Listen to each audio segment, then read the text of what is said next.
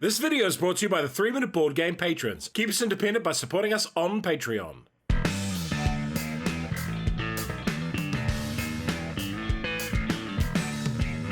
Kia ora koutou and welcome to Galactic Cruise in about 3 minutes. Review copy used. It has a solo mode. It's a game for 1 to 4 players, playing time is long, and it's a pretty complex game. Welcome to Galactic Cruise, where you are one of our valuable executives overseeing all stages of our interplanetary cruise company. Can you become the most respected executive on the team? Each time a ship is launched, you place a cube down here, and once all 3 sections are full, the game is over. The winner is the player with the most points, and you get them from many sources. Worker placement. You'll place your workers into locations to take actions. Drafting. You'll draft cards, tiles, guests, and more. Player turn. You will have money and PR tokens, cogs, resource trackers, workers, launch tokens, ship parts, and ships. When it is your turn, you'll either launch a ship, collect your workers off the board, or place a worker down. You can place workers in any of the 6 spots on the board, even if one of those is occupied. Being bumped off a location is good, as you'll get one of these upgradable bonuses. The game revolves around 12 actions, and each worker placement spot is connected to 2 actions. If there are other cogs, you may pay to use the adjacent actions, and if your own cog is down, it's free. When you place a worker, you'll get 2 actions, and they can be any of the 6 here, and we can also repeat 1 action twice. Let's run through those actions. Here we replace the agenda cards, gaining each bonus we cover, and this lets us draft 2 of those cards to hand. Here we pay credits to get resources and PR tokens, while here we can collect 3 resources for free, but they come from the central pool. This action lets us discard a card to restock the central pool, gaining money and reputation. Reputation scores points, makes using other people's cogs cheaper,